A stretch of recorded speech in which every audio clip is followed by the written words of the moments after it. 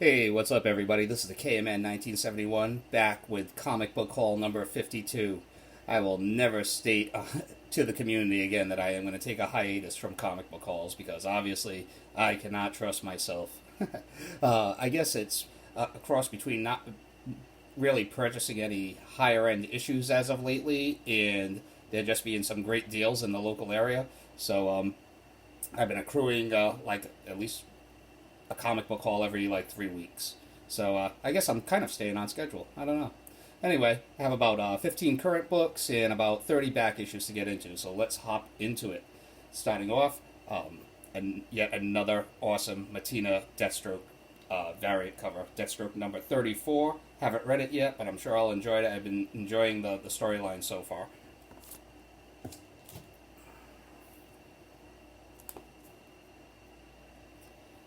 Batman number 52, another incredible variant cover. Sorry to sound repetitious, but DC has been in the zone. I'm enjoying this, the aftermath of the wedding, which we'll touch upon later on in this video, but still enjoying this title. Another title that I'm really enjoying, Justice League number 5, Jim Lee variant cover. Love it. How could I not? I've also decided to start just showing everything that I pull on a monthly basis during the course of my comic book haul videos, just as a way of vlogging my buying habits over the years, or however long that I'm uploading YouTube videos.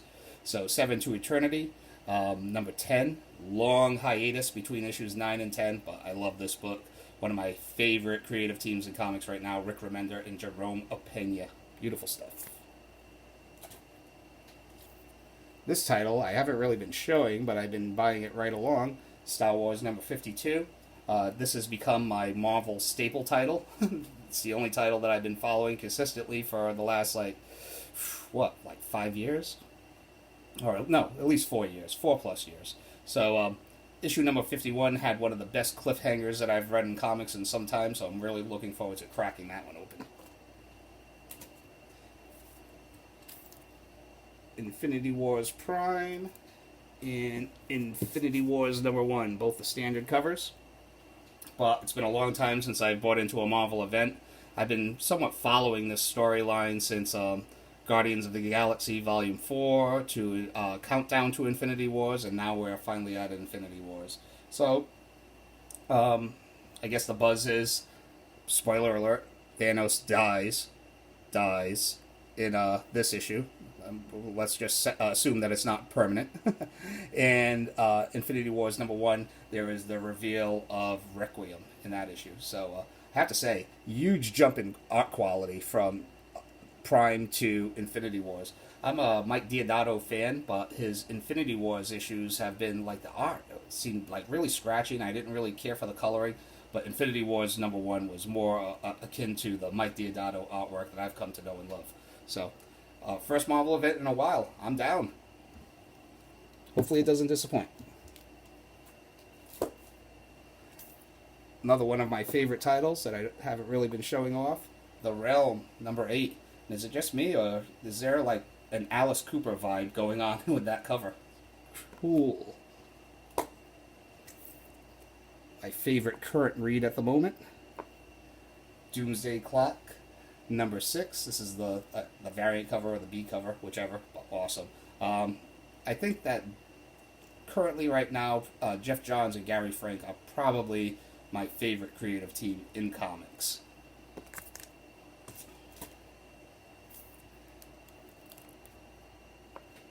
Injustice versus Masters of the Universe, number 1.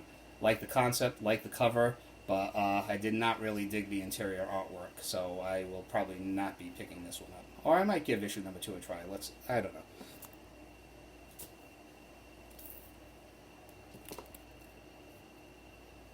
Teen Titans 20. First appearance of, I already forgot her name, Lobo's daughter. I don't know. I might be a little bit too old for this comic. Very cartoony, and I guess it would make a pretty good animated series, but just not for me. Alright. another beautiful Jenny Frison cover in a long line of beautiful Jenny Frison Wonder Woman covers. Wonder Woman number 51. And usually, just about every time, Jenny Frison's covers blow away the A cover. But this is the one and only exception where I have to say the A cover was a way better. Wonder Woman number 51, the A cover, Germ. This, it's not going for anything as of right now, but this is, I give this a cover of the haul. This is my cover of the haul. That is just beautiful. And lastly, out of the newer books, Teen Titans number 23. I thought this title was going to be canceled after it was put on hiatus for a little bit, but it came back, and I am a huge Titans fan, so I had to pick it up. And it was pretty good. I'm probably back on now. It was slumping along in the last couple of issues leading up to the annual, which was just horrible. So left a bad taste in my mouth. I thought I was going to drop it anyway. And a definite improvement in quality in this issue. And mainly thanks to the YouTube community, I finally got off my butt and bought a copy of Venom number 1. One of my comic book shops was having a 30% sale off Rat Comics. So for $3.50, I wanted to see what all the hype was about. And really nice title, man. I'm going to have to try to hunt down issues 2 through 3 now. Great writing, great artwork, cool character. Sounds like a winning comic book formula, if you ask me. Alright, now let's jump into the back issues. We have some cheap Hellboy stuff that is great reads. Hellboy, double feature of Evil. Mike Mignola and Richard Corbin on Hellboy. Dream Team alert. Creative Dream Team alert. Never read this story, but I heard that it's one of the best Hellboy stories out there. Hellboy the Corpse. I want to say this is a reprint edition that they did to coincide with the first Hellboy movie that came out in, the early Augnaughts. So, but I haven't read it, so I'd like to... It was a cheap pickup, and now that I know that it's a reprint, I would like to hunt down the original eventually. BPRD, Hollow Earth. I believe that this is the first BPRD miniseries, so wanted to check it out. Mike Mignola, Ryan Sook, once again, sounds like a winning creative combination right there.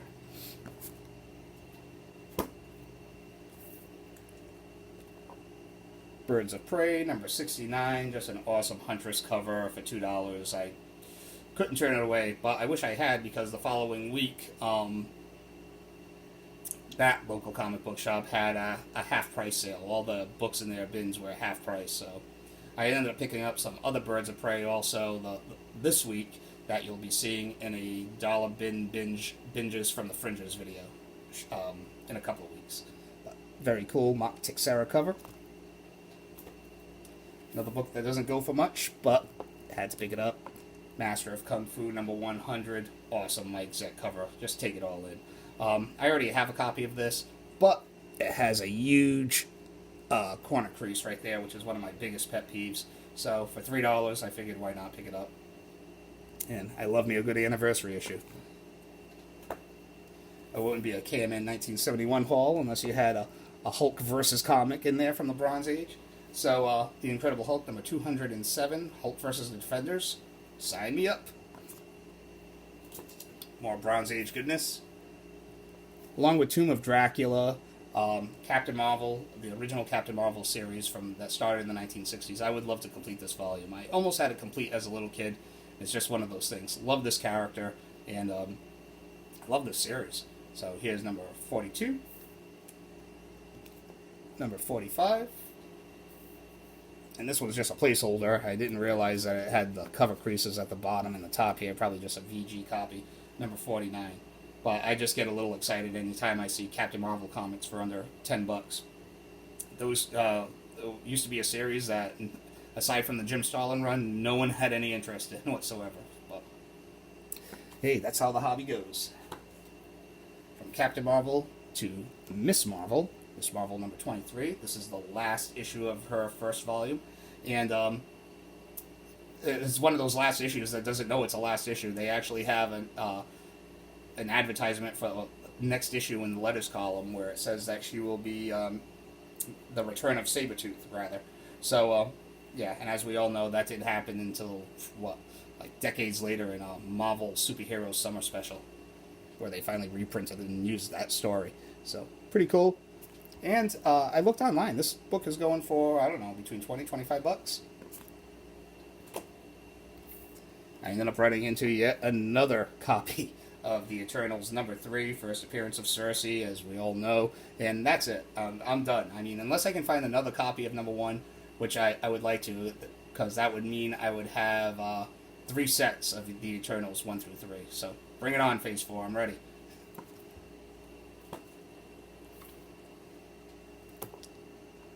Fantastic Four, #129, the first appearance of Tundra, and I ended up seeing this, in a Mercenaut video probably 2 or 3 weeks ago, and I was like, oh, damn. Because anytime I have a book on my pull list, and, like, one of the 2 kisses of death are, like, if the book is featured in a CBSI article, or if Mercenaut shows it off in one of his videos, I'm like, oh, no. So, ended up picking this up. Really good price, actually. Only, like, $3 or $4. Very fine condition. Alright. After picking up that first appearance of, Destro, I have been on a G.I. Joe nostalgia kick as of lately. So, at one of my LCSs, they had a couple of early issues in first print and newsstand, so why not? So, G.I. Joe #5, #6, #25, which is the first appearance of Zartan. And from eBay, I ended up picking up a book that's been on my want list for a little while. G.I. Joe #21. The silent issue and the first appearance of Storm Shadow. Awesome. Probably just fine condition. It has 1, 2, 3 spine ticks right there. And the color could be a little sharper. But this book is blown up. I didn't want to pay $50, $60 for it. This was probably like one of the more... Like, out of all the books in this haul, the 2 most expensive ones are the ones that I ended up getting off eBay, and they were between, like, $30 and $35. So here's #21, which I paid, like, $30 for.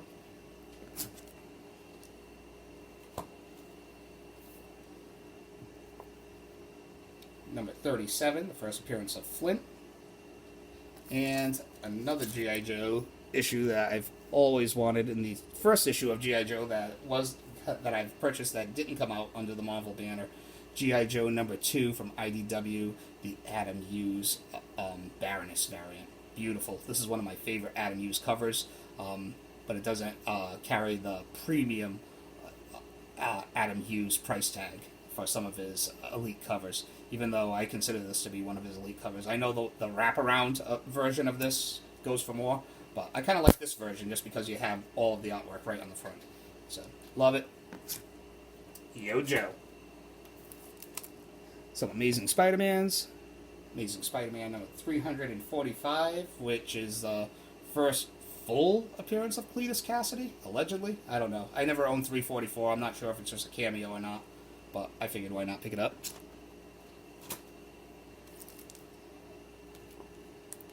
Nice copy of Amazing Spider-Man #64. I would say 5.0 to 5.5. $20. Nothing really wrong with it. I mean, it could be a little bit wider, but the main issue is someone wrote a K with a circle on the top, and that definitely doesn't stand for KMN. I also picked up this issue at the same store.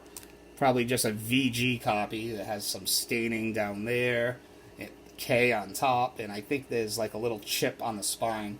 But Amazing Spider-Man #62, another one that I never had, so happy to have it for now. I'd love to upgrade sooner or later. Some cool DC stuff.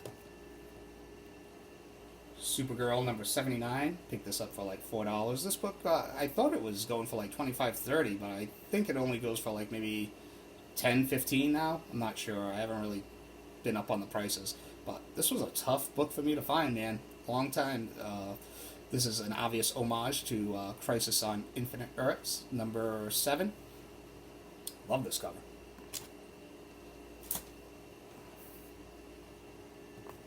Now, if you remember in my last haul, I ended up picking up a couple of issues of Sandman, early issues of Sandman, 2 issues of #1 and 1 issue of #4. So I went back to the same store, see if he had any leftovers. So I picked up another copy of Sandman #22, first appearance of Daniel before becoming the Dreaming. And I picked up my second copy of, and I just love this book, Sandman #8, the first appearance of Death. Now, I wasn't going to pick this up, but I was looking through it to see if it was the recalled version with the editorial page by, who was it, Karen Berger, I believe? Or was it Jeanette Kahn? I'm not sure. But anyway, that's supposed to be one of the rarest Copper Age comics out there. Unfortunately, he didn't have it. It was just a standard version. But then the shopkeeper told me that he would give it to me for $20. So I couldn't just leave this there for $20. So I picked it up.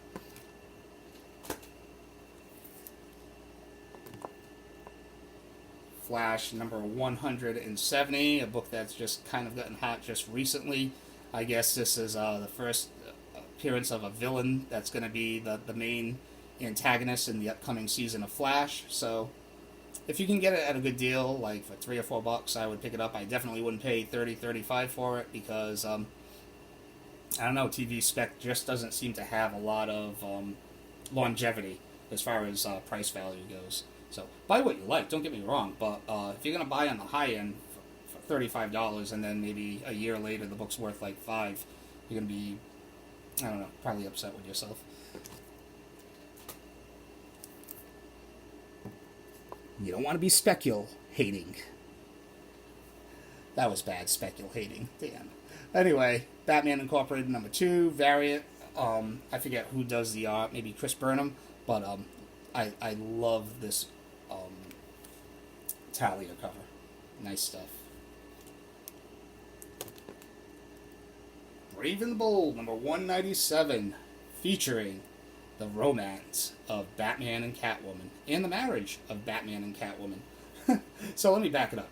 So that DC Superstars special that features, I forget the number, maybe 17, that features the origin of the Huntress, that actually contains the actual wedding of Earth 2, Batman and Catwoman. But Catwoman, spoiler alert, dies in that issue. So I guess fans were a little peeved at that. So they did a follow-up story several years later in Brave and Bold, which showed how Batman and Catwoman's relationship progressed to them getting married. So basically you find out here. So for all the people that were upset over Batman #50 and you're really dead set on seeing Batman and Catwoman get married, well, you can see the original Batman and Catwoman get married in DC Superstars Presents, I believe, #17, and this issue right here, Brave and Bold #197. Good stuff, too. For any Batman fan, I would highly recommend it. Alright. Now we'll end it off with a little Birds of Prey Spec. Kind of. So here we have 52 week 7, and this is the first appearance of Kate Kane. Now this doesn't have anything to do with Birds of Prey Spec. This is more CW Spec. I guess that she is going to be having her own series and making an appearance on Arrow. So hey, here we go. Batwoman's always been a character that I've always kind of spec'd on. I've seen a lot of potential for her there, so I hope it does well. Now, onto the Gotham City Siren Spec. My second copy of Batman #475. I just picked this up for $2 last week. And this is the first appearance of Renee Montoya, who was a love interest to Kate Kane, Batwoman, and is also going to have, allegedly going to be making an appearance or being a member of the Birds of Prey on the big screen. So, all for it. And lastly, Batman Legends of the Dark Knight #120. This is actually the first appearance of Cassandra Cain as Batgirl. So, another book that was like dollar fodder, and now you can get it now it's going anywhere between like 20 and 30 bucks. So last time I checked, anyway. So definitely search out the long boxes for those two books. Definitely books that are under the radar. I would also recommend the first Huntress miniseries from the 1980s. At least Huntress #1, which features the first appearance of that incarnation of the Huntress. And there were a couple of other books, but I can't remember them right now. So that's all I have for this week. No real pick of the week this week. If I had to go with a pick of the week, I guess I would go with G.I. Joe #21. First appearance of Storm Shadow. Love that G.I. Joe nostalgia. So, yeah, that's all I have for this week. I will probably be back next week with a comic books collection spotlight video, and then another dollar bin binges from the fringes the week after that if everything falls into place and I don't go to the beach. So, yeah, thank you all for watching, liking, subscribing, and just being cool people. All right? Take it easy. Take care. See ya.